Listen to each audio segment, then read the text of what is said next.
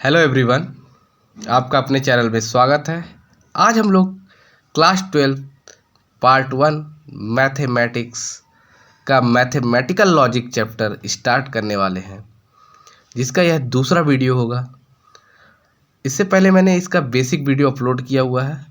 आशा करता हूँ कि आप वो वीडियो देख लिए होंगे, और जिसने नहीं भी देखा है वो डायरेक्ट इस वीडियो को देख सकता है, कोई दिक्कत की बात नहीं है। हम लोग क्वेश्चन 1 डिस्कस करते हैं। क्या दिया हुआ है? State which of the following are statement. ठीक है, सबसे पहले एक वर्ड आया स्टेटमेंट, फिर बोल रहा है in case of statement state its truth value. तो सबसे पहले हम समझने की कोशिश करते हैं कि स्टेटमेंट क्या होता है। तो स्टेटमेंट हम ऐसे सेंटेंस को कहेंगे, एकदम देसी भाषा में समझाता हूँ, फिर आपको मैथमेटिकल लैंग्वेज में भी बता दूंगा। स्टेटमेंट हम ऐसे सेंटेंस को कहेंगे जिसका हम डायरेक्टली आंसर यस या नो में दे सकते हैं।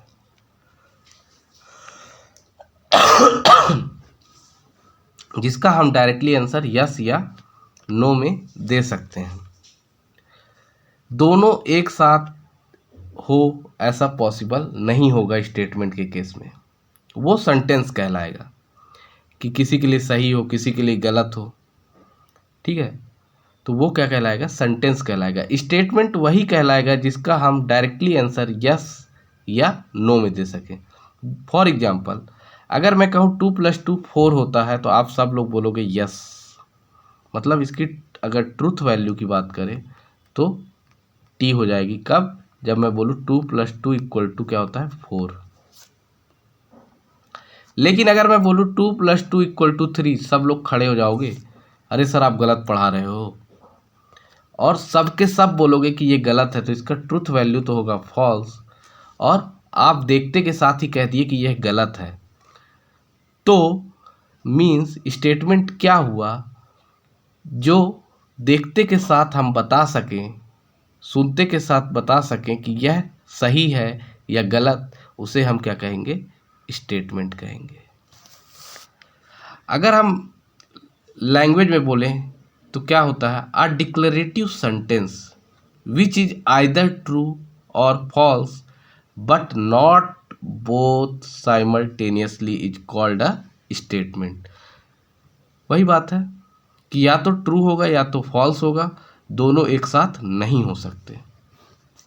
चलिए अब इसके बाद बात करते हैं क्वेश्चन की, कि इसमें से कौन कौन से स्टेटमेंट है और उसकी ट्रूथ वैल्यू क्या है। तो पहला क्वेश्चन देखते हैं, 5 + 4 = 13। देखते के साथ पता चल गया कि यह गलत है, तो इसकी ट्रूथ वैल्यू तो हो गई एफ। लेकिन ये स्टेटमेंट है ना, स्टेटमेंट है। क्यों? क्योंकि हमने इसको देखते ही जान गया कि यह गलत है। तो पहले का लिखेंगे कि यह एक स्टेटमेंट है और इसकी ट्रूथ वैल्यू क्या है? फॉल्स है। अब हम लोग दूसरा क्वेश्चन डिस्कस करते हैं, x - 3 = 14। ठीक है, तो देखिए अगर x की वैल्यू 17 गिवन होती, x की वैल्यू 17 गिवन होती, तो 17 - 3 करते तो क्या हो जाता? 14 हो जाता, राइट। लेकिन किस केस में ये सही होता? जब 17 गिवन होता। लेकिन यहाँ पे x वेरिएबल है, यहाँ पे x की आप अलग अलग वैल्यू रखोगे, अलग अलग आंसर आएंगे। ठीक है, तो ये किस टाइप का सेंटेंस हो गया? ये ओपन सेंटेंस हो गया। मतलब ये एक स्टेटमेंट नहीं कहलाएगा। तो इसमें क्या लिखेंगे? It is an open sentence hence it is not a statement. क्या बोला मैंने? It is an open sentence hence it is not a statement. क्यों? क्योंकि x की वैल्यू चेंज करने पे मेरा आंसर बार बार चेंज हो रहा है। तो ये कैसा सेंटेंस हो गया? ओपन सेंटेंस हो गया। नेक्स्ट क्वेश्चन देखते हैं, क्लोज द डोर। क्या है? Close the door, right. अब क्लोज द डोर कैसा सेंटेंस हो गया? तो इंपेरेटिव सेंटेंस हो गया। इसमें हम लोग यस नो नहीं आंसर दे सकते। इंपेरेटिव मतलब किसी को ऑर्डर टाइप का दे रहे हैं हम लोग, इंपेरेटिव सेंटेंस हो गया, राइट। हम क्या कर रहे हैं? ऑर्डर दे रहे हैं कि भैया जा डोर बंद कर दे। तो ये क्या हो गया? ये क्या है? स्टेटमेंट है? नहीं है, ये एक सेंटेंस है। और किस टाइप का सेंटेंस है? इंपेरेटिव सेंटेंस है। तो अब क्वेश्चन नंबर 4 डिस्कस करते हैं। Zero is a complex number. Yes, it is a statement और विच इज ट्रू, क्योंकि जीरो एक कॉम्प्लेक्स नंबर होता है। ठीक है, तो इसकी जो ट्रुथ वैल्यू होगी वो क्या होगी, टी होगी। फोर्थ नंबर का टी होगा। और क्या लिखेंगे इसमें, it is a statement which is true, hence it's truth value is T.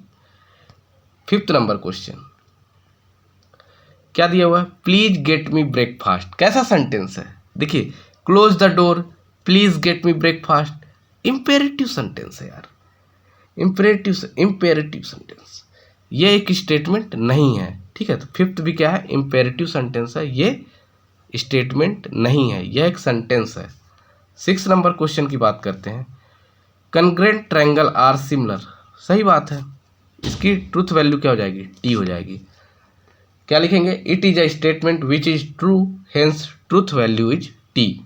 अब सेवेंथ नंबर क्वेश्चन देखने के बाद मन में हलचल होने लगी होगी कि मैं x की वैल्यू चेंज करूंगा, एक्स स्क्वायर चेंज हो जाएगा, x की वैल्यू मैं 2 लूंगा, एक्स स्क्वायर 4 हो जाएगा, x की वैल्यू 3 लूंगा, एक्स स्क्वायर की वैल्यू 9 हो जाएगी। तो यहाँ पे x की अलग अलग वैल्यू ले रहे हैं, तो हमारा एक्स स्क्वायर चेंज होते चला जा रहा है। कैसा सेंटेंस होगा, ओपन सेंटेंस होगा, बहुत सही। कैसा सेंटेंस होगा, ये ओपन सेंटेंस होगा, तो ये एक स्टेटमेंट नहीं है। देखते हैं क्या दिया है, a quadratic equation can not have more than 2 roots. सही बात है, क्वाड्रेटिक इक्वेशन क्या होता है, अगर लिखे तो a x square plus b x plus c equal to 0। यहाँ पे मैक्सिमम पावर क्या है, 2 है, तो उसके रूट्स भी कितने होंगे, 2 ही होंगे। तो ये सही क्वेश्चन है ना, देखते ही हमें पता चल गया। तो इसकी ट्रुथ वैल्यू क्या होगी, टी होगी। एट्थ नंबर का ट्रुथ वैल्यू क्या होगा, टी होगा। क्या लिखेंगे, it is an statement which is true, hence it's truth value is T. Clear है। अब कैसा क्वेश्चन है ये, डू यू लाइक मैथमेटिक्स, मतलब आपसे क्वेश्चन पूछा जा रहा है। ये क्वेश्चन इंटेरोगेटिव सेंटेंस है। कैसा सेंटेंस है, इंटेरोगेटिव सेंटेंस है, hence it is not a statement, यह स्टेटमेंट नहीं है। एट्थ नंबर स्टेटमेंट था जिसकी ट्रुथ वैल्यू क्या थी, टी थी। क्वेश्चन नंबर 10 की बात करें, the sun sets in the west. तो देखिए कुछ जो ट्रुथ है, जैसे कि सूर्य पूर्व से उगता है, सूर्य पश्चिम में अस्त होता है, दो, है ना। तो ऐसे सेंटेंस की अगर सही है, इसका हम लोग डायरेक्टली आंसर दे सकते हैं ना, इसका हम लोग डायरेक्टली आंसर यस या नो में दे सकते हैं। तो ये कैसा है, तो देखिए the sun sets in the west, तो यह एक स्टेटमेंट है और इसकी ट्रुथ वैल्यू क्या है, टी है। 11 नंबर क्वेश्चन क्या है, all real number are whole number. तो ये देखिए, देखते के साथ ही इसकी ट्रुथ वैल्यू क्या हो जाएगी, फॉल्स। क्योंकि होल नंबर क्या होता है, जो 0 से स्टार्ट होता है अप टू इनफाइनाइट। स्टार्टिंग कहाँ से होती है होल नंबर की, 0 से। होल नंबर की 0 से स्टार्ट होती है। और रियल नंबर क्या होता है, माइनस इनफाइनाइट टू इनफाइनाइट। तो माइनस इनफाइनाइट टू 0 वाला टर्म तो इसके अंदर आएगा नहीं, तो ऑल रियल नंबर लिखा है ना, इसलिए ये फॉल्स हो गया। ठीक है, देखिए एक्सप्लेन करते हुए भी चल रहा हूँ, आपको चीज़ें ज़्यादा अच्छे से समझ में आए। देखिए 12th नंबर क्वेश्चन में क्वेश्चन मार्क है, तो ये किस टाइप का सेंटेंस हो गया, इंटेरोगेटिव सेंटेंस हो गया। ठीक है, तो ये एक सेंटेंस है, स्टेटमेंट नहीं है। अब आते हैं 13 नंबर क्वेश्चन में, X square minus 6x minus 7 equal to 0 when X equal to 7। तो अगर हम x इक्वल टू 7 पुट करते हैं तो एक्स स्क्वायर की वैल्यू क्या हो जाएगी, 7 square minus 6 into 7 minus 7 equal to 0। तो 7 का स्क्वायर क्या हो जाएगा, 49, 6 7 जा 42 माइनस 7 इक्वल टू 0। राइट, तो यहाँ से 49 माइनस 49 क्या हो जाएगा, 0 हो जाएगा। तो मीन्स ये वाला सेंटेंस कैसा है, ट्रू स्टेटमेंट है और ये ट्रू है। इसकी वैल्यू, ट्रुथ वैल्यू क्या है, टी है। क्वेश्चन नंबर 14 की बात करें तो कैसा है, the sum of cube roots of unity is 0। देखिए ये भी ट्रू है। इसका प्रूफ मैंने ऑलरेडी वीडियो, इसका जो इस क्वेश्चन का वीडियो है मैंने ऑलरेडी अपलोड किया हुआ है। ठीक है, आप इसका डिटेल सॉल्यूशन देख सकते हो। इसका ट्रुथ वैल्यू टी होगा। ये थोड़ा सा कंफ्यूजिंग है but cube roots of unity 0 होती है, ये आप याद रखो। इट रेन्स हैवली, अब बताइए इसका क्या होगा।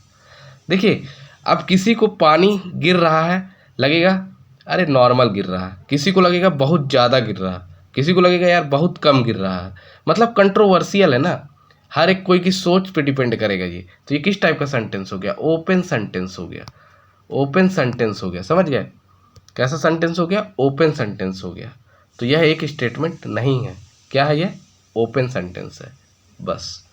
तो आपको आशा करते कि क्वेश्चन नंबर 1 क्लियर होगा। सेकेंड क्वेश्चन क्या है, right the following compound statements symbolically. अब मतलब सिंबल के फॉर्म में स्टेटमेंट को लिखना है, तो उससे पहले हमें सिंबल के बारे में पता होना चाहिए ना, तो हम उसको डिस्कस कर लेते हैं पहले। तो देखेंगे आप, हम यहाँ पे पहले सिंबल के बारे में जान लेते हैं। देखिए ये ए जैसा जो दिखता है उसे हम पढ़ते हैं एंड, एंड ए जैसा जो दिखता है उसको एंड भी बोल सकते हैं, बट भी बोल सकते हैं, ठीक है, एंड भी बोलते हैं, बट भी बोलते हैं। ये ए का अपोजिट जो है उसे क्या बोलते हैं, और, क्या बोलते हैं, और। देखिए जब सिंगल एरो हो, सिंगल एरो हो तो इसको बोलते हैं इफ से सेंटेंस स्टार्ट होगा और बीच में कहीं ना कहीं देन आएगा, ठीक है। इफ से स्टार्ट होगा और बीच में देन आएगा तो हम लोग सिंबल कौन सा यूज करेंगे, एरो का यूज करेंगे। और डबल एरो यूज होगा जहाँ पे इफ एंड ओनली इफ आएगा, इफ एंड ओनली इफ, तो यहाँ पे क्या आएगा, डबल एरो, ठीक है। अब एक और लास्ट बचता है, इसको हम लोग बोलते हैं नेगेशन या नो। नो वाले सेंटेंस के लिए हम लोग ऐसा सिंबल यूज करेंगे, ठीक है। कनेक्टर्स, कनेक्टर्स भी इसको बोलते हैं, ठीक है, कनेक्टर्स बोल दो, सिंबल बोल दो, जैसा आपको समझ में आता हो। तो एंड ए जैसा दिखता है उसे हम बट भी बोल, बट में भी हम लोग एंड वाला सिंबल यूज करेंगे। इसको पढ़ते हैं और, इसको पढ़ते हैं नेगेशन, जो इफ देन में है नेगेशन बोलते हैं। डबल इम्प्लीकेशन बोलते हैं, बाई कंडीशनल बोलते हैं, इफ एंड ओनली इफ में यूज होगा। और नेगेशन या नो के लिए हमारा ये जो सांप जैसा दिख रहा ना वो यूज होगा। क्लियर है। अब हम लोग क्वेश्चन डिस्कस करते, ज़्यादा अच्छा क्लियर होगा। अब देखिए यहाँ पे क्या दिया हुआ है, 2 सेंटेंस गिवन है और बीच में एक ना एक कनेक्टर यूज किया गया है। जैसे तो पहले जो सेंटेंस गिवन है ना उसे हम लोग, जो सेंटेंस गिवन है उसे हम लोग P और Q एज्यूम करेंगे। एक पहले सेंटेंस को P एज्यूम करेंगे और दूसरे सेंटेंस को Q एज्यूम करेंगे। जैसे पहला क्वेश्चन देखते हैं, तो क्या दिया, नागपुर इज इन महाराष्ट्र, ठीक है। और दूसरे सेंटेंस की बात करें तो क्या दिया है, Chennai is in Tamil Nadu. 2 sentence है। कनेक्टर कौन सा यूज हुआ है, तो देखिए यहाँ पे एंड, एंड कनेक्टर यूज हुआ है। तो हम लोग P क्या बोलेंगे, Nagpur is in Maharashtra, P हो गया मेरा नागपुर इज इन महाराष्ट्र, ठीक है। और Q क्या हो गया मेरा, Q क्या हो गया, Chennai is in Tamil Nadu, Chennai is in Tamil Nadu मेरा Q स्टेटमेंट हो गया। कनेक्टर क्या यूज हुआ, एंड। तो हम लोग जब इसको सिंबॉलिक फॉर्म में रिप्रेजेंट करेंगे तो कैसे रिप्रेजेंट करेंगे, P एंड Q, ये हमारा इसका सिंबॉलिक फॉर्म हो गया। क्लियर है। नेक्स्ट क्वेश्चन देखेंगे, ट्रायंगल इज इक्विलेटरल और आइसोसेलस। P स्टेटमेंट क्या होगा कि ट्रायंगल इज इक्विलेटरल, और Q सेंटेंस क्या होगा कि ट्रायंगल इज आइसोसेलस। अब यहाँ पे कनेक्टर क्या यूज हुआ है, और, कनेक्टर क्या यूज हुआ है, और। तो इसको रिप्रेजेंट कैसे करेंगे, P और Q। सेकेंड के लिए क्या हो जाएगा, P और Q। क्वेश्चन नंबर 3 देखिएगा, क्या बोला है, the angle is right angle, the angle is right angle if and only if, if and only if. If and only if के लिए हम लोग सिंबल क्या बोले थे, डबल एरो, ठीक है। It is of measure 90 degree, तो सेंटेंस P क्या होगा, सेंटेंस पी क्या होगा, the angle is right angle, the angle is right angle. और क्यू क्या होगा, it is of measure 90 degree. और बीच में क्या हो जाएगा इसका जो फाइनल आंसर होगा, P double implies Q. Question number 3 का आंसर होगा। 4th नंबर देखिए, angle is neither acute nor obtuse. Neither और नॉर वर्ड यूज हुआ है ना, मतलब निगेटिव सेंस दे रहा होगा आपको। तो एंगल इज एक्यूट होता, सेंटेंस पी क्या होगा, चलो पी क्या होगा, एंगल इज एक्यूट, और क्यू क्या होगा, एंगल इज ऑब्ट्यूज। लेकिन बोला नाइदर एक्यूट नॉर ऑब्ट्यूज, तो मतलब निगेटिव की बात कर रहा है। तो निगेटिव में मैंने क्या बोला था, ऐसा सांप जैसा, negation of P and negation of Q इसका आंसर होगा। समझ गए ना, तो वो क्या है, एक्यूट है, ना ही वो ऑब्ट्यूज है। तो angle P, negation of P and negation of Q इसके लिए यूज होगा। क्वेश्चन नंबर 5 की बात करें तो क्या होगा, पी सेंटेंस क्या होगा मेरा, कि triangle A B C is right angle, ये हमारा हो गया पी सेंटेंस। क्यू सेंटेंस क्या होगा, एट बी बोला है, ठीक है। क्यू सेंटेंस क्या होगा, M of angle A plus M of angle C equal to 90 degree. देखिए अब सेंटेंस स्टार्ट कहाँ से हुआ है, देखिए इफ से स्टार्ट हुआ है, और यहाँ पे क्या है, देन है ना, इफ से स्टार्ट हुआ है, देन है। तो इफ और देन के लिए हम लोगों ने कैसा सिंबल यूज किया है, पी इम्प्लाइज क्यू। तो इसका जो सही आंसर होगा पी इम्प्लाइज क्यू होगा। देखिए 5th के बाद यहाँ पे 6 होना चाहिए, ठीक है, ये 4th लिखा है, कोई बात नहीं। Hima Das wins gold, Hima Das athlete है, रनिंग करती है, उसने गोल्ड मेडल पाया, ठीक है। Hima Das wins gold medal if and only if she runs fast. तो पी स्टेटमेंट क्या होगा, कि Hima Das wins gold medal, और क्यू स्टेटमेंट क्या होगा, सी रन्स फास्ट। यहाँ पे सिंबल क्या यूज हुआ है, इफ एंड ओनली इफ। तो इफ एंड ओनली इफ को हम लोग कैसे रिप्रेजेंट करते हैं, डबल एरो से। तो पी डबल इम्प्लाइज क्यू इसका सही आंसर होगा। क्वेश्चन नंबर 7 की बात करें तो क्या दिया है, x is not irrational number. Not word पे ध्यान देना, गलत हो जाएगा। X is not irrational number but it is a square of N integer. तो यहाँ पे जो पी सेंटेंस है वो क्या है, पी सेंटेंस है वो है x is not an irrational number, x irrational number नहीं है। तो नहीं है तो मतलब नेगेशन ऑफ पी, बट मतलब and, it is a square of N integer, it is a square of N integer, Q sentence हो गया। तो negation of P and Q इसका फाइनल आंसर होगा। क्लियर है, इसका negation of P and Q final answer होगा। Hope so कि यहाँ तक आपको वीडियो पसंद आई हो। पसंद आई हो तो लाइक करें, चैनल को सब्सक्राइब कर लें, वीडियो को दोस्तों के साथ शेयर करें, जिससे कि हमारी फैमिली बड़ी हो सके और हम ऐसे ही वीडियो का आनंद ले सकें। Thank you for watching this video.